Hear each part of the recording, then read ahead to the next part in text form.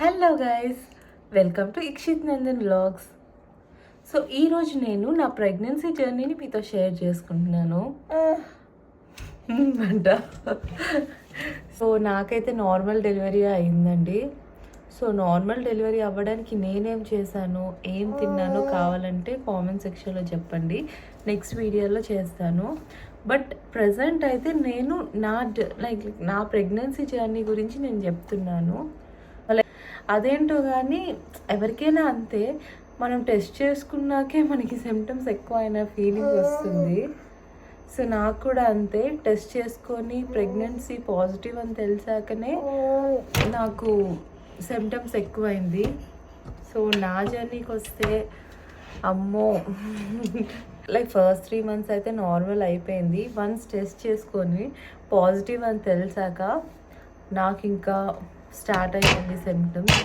Food కూడా ఏం పోయేది కాదు. స్టార్టింగ్ వన్స్ ప్రెగ్నెన్సీ కన్ఫర్మ్ అయ్యాకైతే వామిట్స్ చాలా ఘోరంగా ఉండేదండి.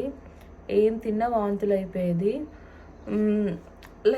ఓన్లీ ఇడ్లీ తినేదాన్ని, అది కూడా ఒక ఇడ్లీ తినడానికి కూడా ఎంత కష్టపడేదాన్ని అంటే అసలుకి నాకు ఎలా ఉండేదంటే నేను కడుపు నిండా అన్నం ఎప్పుడు తింటాను, అన్నం తినాలి అన్నట్టుండేది. సో అంత ఇబ్బంది అయిపోయేది. ఇడ్లీ తప్ప ఏం పోయేది కాదు. కళ్ళు తిరిగేది, డీజినెస్ చాలా ఘోరంగా ఉండేది. సో అలాగా ఏదో ఒకలాగా 3 months అయితే అయిపోయింది.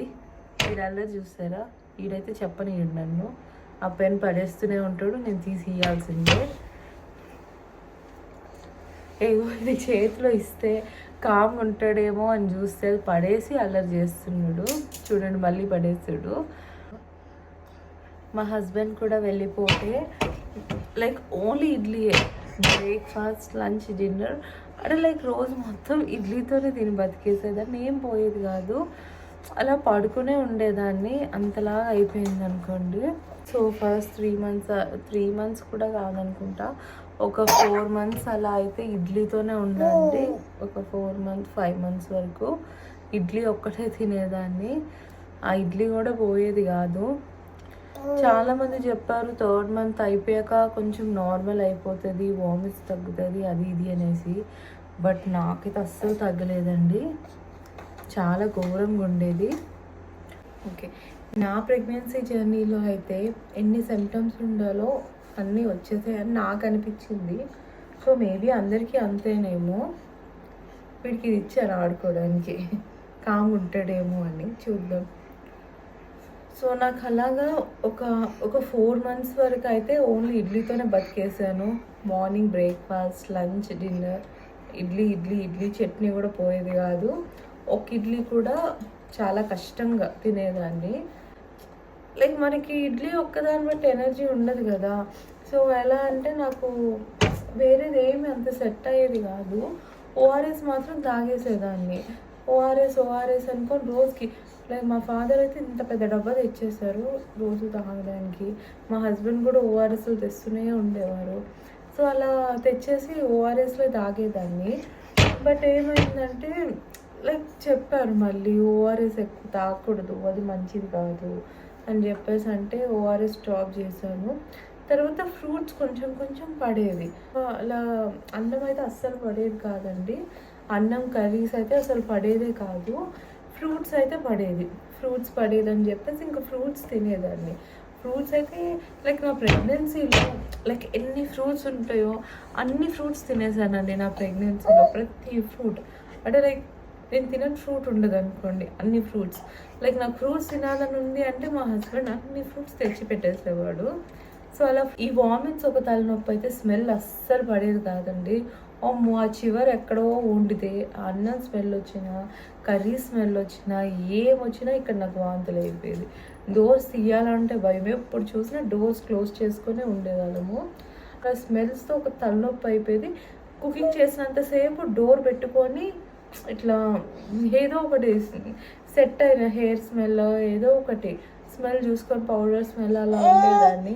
కొంచెం స్మెల్ పడిందంటే మొత్తం వాంతి అయిపోయేది, అంతలా ఉండేది. ఇక వామిట్స్ ఒక పక్కన, స్మెల్ ఒక పక్కన అంటే ఫస్ట్ 3 మంత్స్లో నేను 10 kgs తగ్గిపోయాను ఈ వాంతుల వల్ల, ఫుడ్ పోకపోవడం.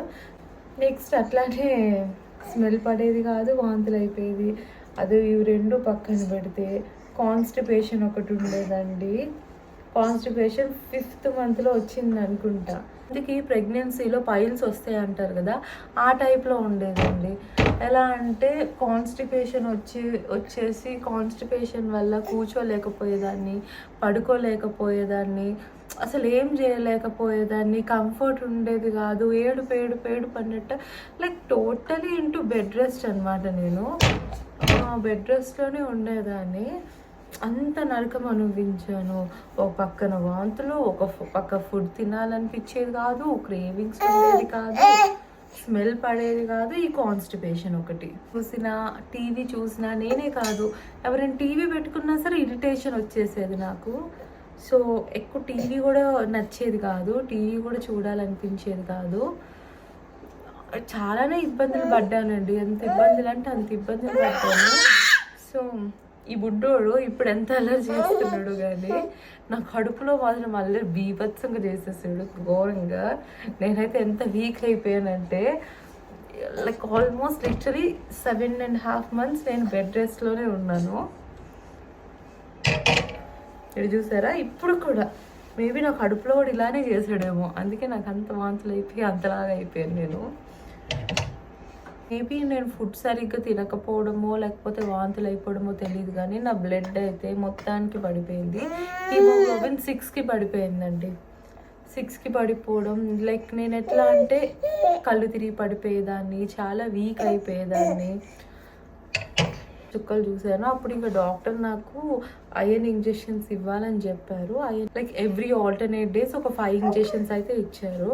సో లైక్ ఏం చెప్పారంటే, సో ఇప్పటికైతే అంతే అండి, లైక్ ఐరన్ ట్యాబ్లెట్స్ అయితే వేయాలి. నాకు ఐరన్ ట్యాబ్లెట్స్ వేయాలంటే భయం వేసేది, ఎందుకంటే ఆల్రెడీ కాన్స్టిపేషన్ ప్రాబ్లం ఉండేది కదా. వాళ్ళు ఐరన్ ట్యాబ్లెట్స్ వేస్తే మళ్ళీ ఇంకా కాన్స్టిపేషన్ ఎక్కువ అయిపోతుందేమో అని భయం వేసేది. సో డాక్టర్ ఏమన్నారంటే, ప్రజెంట్ అయితే నేను ఐరన్ ఇంజెక్షన్స్ ఇచ్చాను, మీరు ఇంకా ఇప్పుడు 5th monthలోనే ఉన్నారు, 4th or 5th month అప్పుడు. సో మీరు 9th month వరకు ఐరన్ ఇంజెక్షన్స్ అంటే అది మంచిది కూడా కాదు. ఐరన్ ట్యాబ్లెట్స్ కంపల్సరీగా తీసుకోవాలి, ఈవెన్ ఐరన్ రిచ్ ఫుడ్ కూడా తీసుకోవాలి. బేబీ హెల్దీ ఉండాలంటే మీరు తీసుకోవాలి. సో ఇంకా నేనైతే ఏం చేయలేను, నీ బేబీ నీ చేతిలోనే ఉన్నారు, నువ్వు ఎలా తింటే అలానే మీ బేబీ ఉంటారని చెప్పేసి ఇంకా డాక్టర్ కూడా అలా చెప్పేశారు. బట్ 7.5 months అలానే అయిపోయింది. 7.5 months సీమంతం అయ్యాక కొంచెం హెల్త్ సెట్ అయింది. తర్వాత తినడం కూడా స్టార్ట్ చేశాను.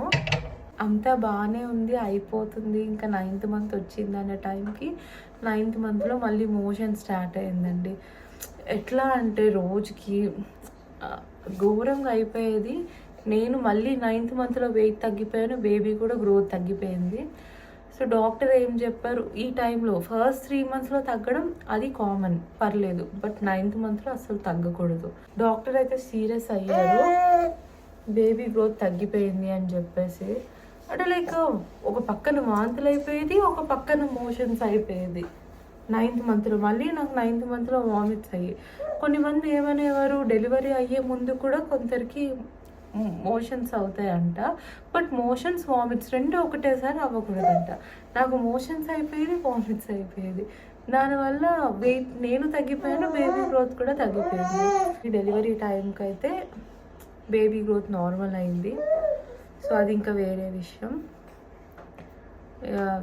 కష్టపడ్డాము, ఇంకా నిద్ర లేని రాత్రులు ఎన్నో, నిద్ర లేకపోవడం, వాంతులు ఒక పక్కన, కాన్స్టిపేషన్ ఒక పక్కన, స్మెల్ పడకపోవడం, అమ్మమ్మో ఎన్ని ఇబ్బందులు అంటే అన్ని ఇబ్బందులు.